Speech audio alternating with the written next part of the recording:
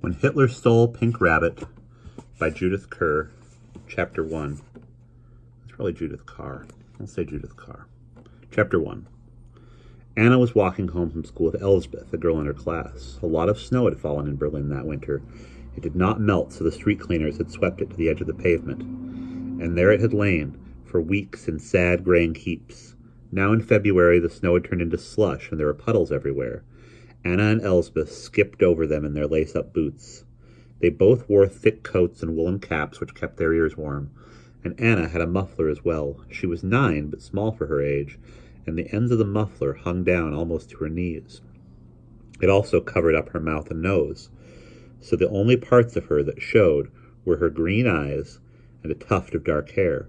She had been hurrying because she wanted to buy some crayons at the paper shop, and it was nearly time for lunch. But now she was so out of breath, she was glad when Elsbeth stopped to look at a large red poster. "It's another picture of that man," said Elsbeth. "My little sister saw one yesterday and thought it was Charlie Chaplin." Anna looked at the staring eyes, the grim expressions. She said, "It's not a bit like Charlie Chaplin, except for the mustache." They spelled out the name under the photograph. Adolf Hitler. "He wants everybody to vote for him in the elections, and he's going to stop the Jews," said Elsbeth. "Do you think he's going to stop Rachel Lowenstein?" "Nobody can stop Rachel Lowenstein," said Anna. "She's form captain. Perhaps he'll stop me. I'm Jewish, too." "You're not!" "I am. My father was talking to us about it only last week. He said we were Jews, and no matter what happened, my brother and I must never forget it." "But you don't go to a special church on Saturdays like Rachel Lowenstein." "That's because we're not religious. We don't go to church at all." "I wish my father wasn't religious," said Elsbeth. "We have to go every Saturday, and I get a cramp in my seat." She looked at Anna curiously.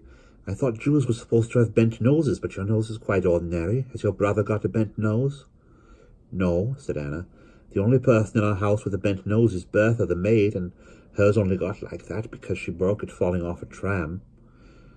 Elsbeth was getting annoyed. "Well then," she said, "if you look the same as everyone else and you don't go to a special church, how do you know you are Jewish? How can you be sure?" There was a pause. "I suppose," said Anna, "I suppose it's because my mother and father are Jews. I suppose their mothers and fathers were too. I never thought about it much until Papa started talking about it last week." "Well, I think it's silly," said Elsbeth.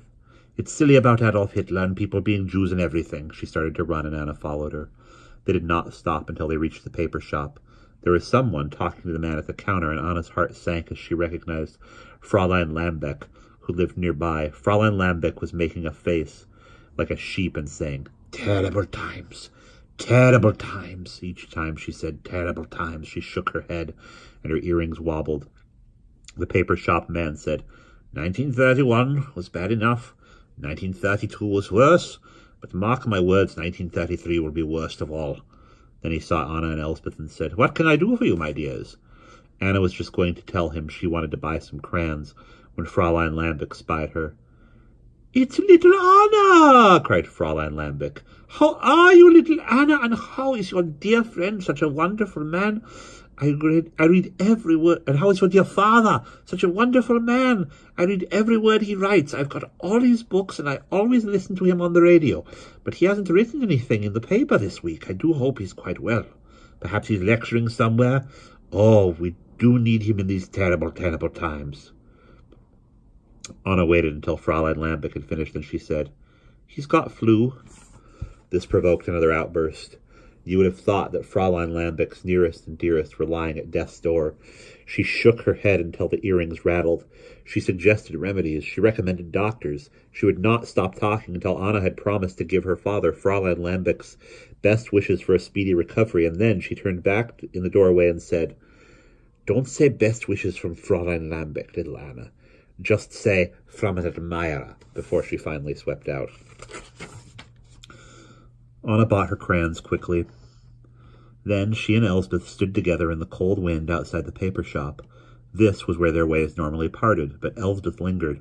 There was something she had wanted to ask Anna for a long time, and it seemed a good moment. "Anna," said Elsbeth, "is it nice having a famous father?" Not when you meet someone like Fräulein Lambic, said Anna, absent-mindedly setting off for home, while Elspeth equally absent-mindedly followed her.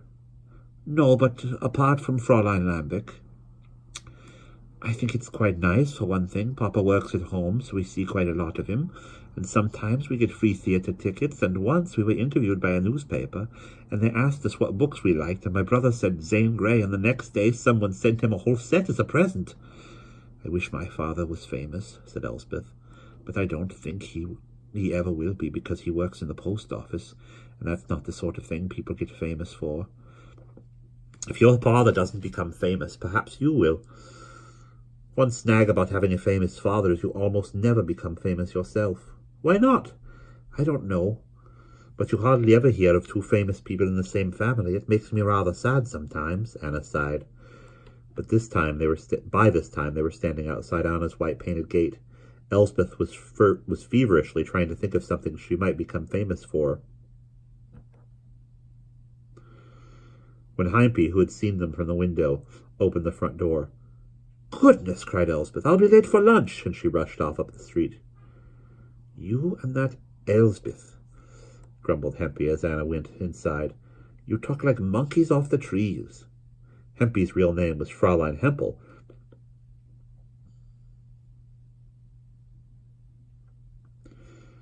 Let's say Heimpel. Fräulein Heimpel, and she looked after Anna and her brother Max since they were babies. Now they were older. She did the housekeeping while they were at school, but she liked to fuss over them when they came back. Let's have a look at you, she said, unwinding the muffler. You look like a parcel with the string undone. As Heimpy peeled the clothes off her, Anna could hear the piano being played in the drawing room, so Mama was home. Are you sure your feet aren't wet? Said Heimpy. Then go quickly and wash your hands. Lunch is nearly ready.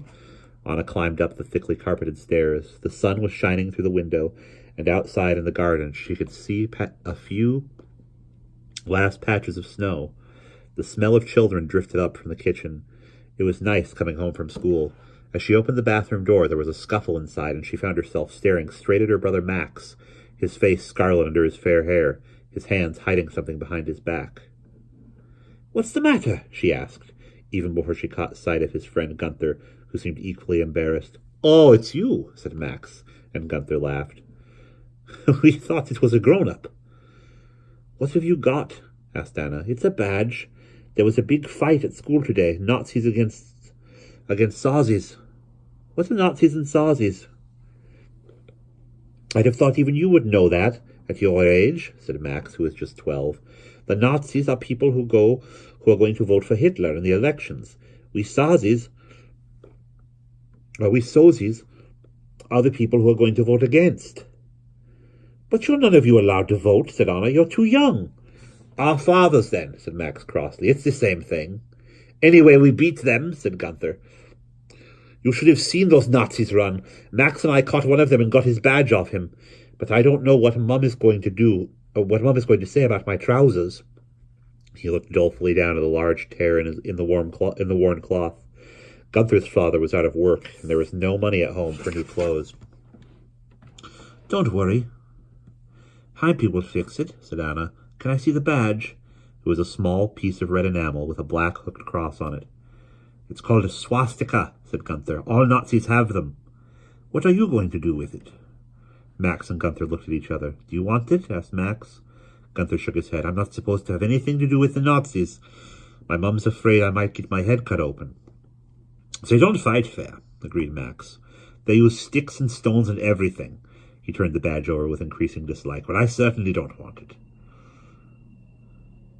Put it down the whatnot, said Gunther. So they did, but the first time they pulled the chain it would not flush away, but the second time, just as the gong went for lunch, it disappeared, very satisfactorily. They could still hear the piano as they went downstairs, but it stopped while Heimpy was filling their plates, and a moment later the door burst open and Mama came in. Hello, children, hello, Gunther, she cried. How was school? Everybody immediately began to tell her, and the room was suddenly filled with noise and laughter. She knew the names of all their teachers and always remembered what they had told her. So when Max and Gunther talked about how the geography master had flown into a rage and said, No wonder after the way you all played him up last week. And when Anna told her that her essay had been read out in class, she said, That's marvelous, because Fräulein Schmidt hardly ever reads anything out, does she? When she listened, she looked at whoever was talking with the utmost concentration. When she talked, all her energy went into it. She seemed to do everything twice as hard as other people. Even her eyes were a brighter blue than any Anna had ever seen. They were just starting on the pudding, which was an apple strudel, when Bertha the maid came in to tell Mamma that there was someone on the telephone, and should she disturb Papa. What a time to ring up, cried Mamma, and pushed her chair back so hard that Heimpy had to put out her hand to stop it falling over. Don't any of you dare eat my apple strudel, she said, and she rushed out. It seemed very quiet after she had gone, though. Anna could hear her footsteps hurrying to the telephone, and a little later hurrying even faster up the stairs to Papa's room. In the silence she asked, How is Papa? Feeling better, said Heimpy. His temperature is down a bit. Anna ate her pudding contentedly. Max and Gunther got through 3 helpings, but still Mamma had not come back. It was odd, because she was particularly fond of apple strudel. Bertha came to clear away, and Heimpy took the boys off to see to Gunther's trousers. No use mending them, she said. They'd split again as soon as you breathed, but I've got an outgrown pair of Max's that will do you nicely. Anna was left in the dining room. Wondering what to do. For a while, she helped Bertha. They put the used plates through the hatch into the pantry. Then they brushed the crumbs off the table with a little brush and pan.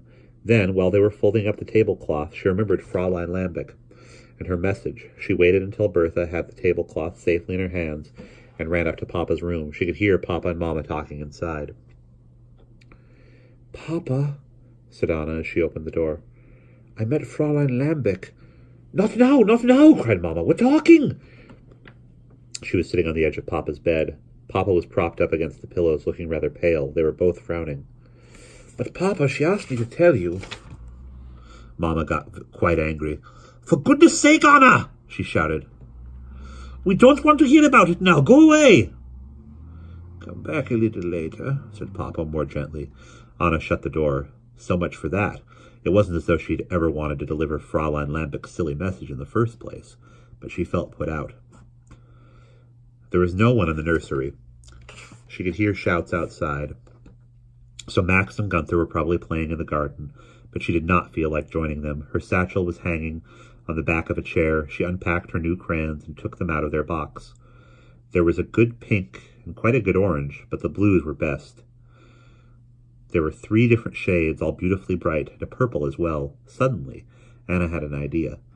Lately, she had been producing a number of illustrated poems which had been much admired both at home and at school. There had been one about a fire, one about an earthquake, and one about a man who died in dreadful agonies after being cursed by a tramp.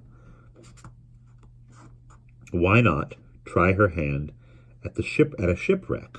All sorts of words rhymed with sea, and there was save to rhyme with wave, and she could use the 3 new blue crayons for the illustration. She found some paper and began. Soon she was so absorbed that she did not notice the early winter dusk creeping into the room, and she was startled when Heimpy came in and switched on the light. I've made some cakes, said Heimpy. Do you want to help with the icing? Can I just quickly show this to Papa? Asked Anna as she filled in the last bit of blue sea. Heimpy nodded. This time Anna knocked and waited until Papa called, Come in. His room looked strange because only the bedside lamp was lit, and Papa and his bed made an island of light among the shadows. She could dimly see his desk with the typewriter and the mass of papers which had as usual overflowed from the desk onto the floor. Because Papa often wrote late at night and did not want to disturb Mamma, his bed was in his workroom, and we'll pause there.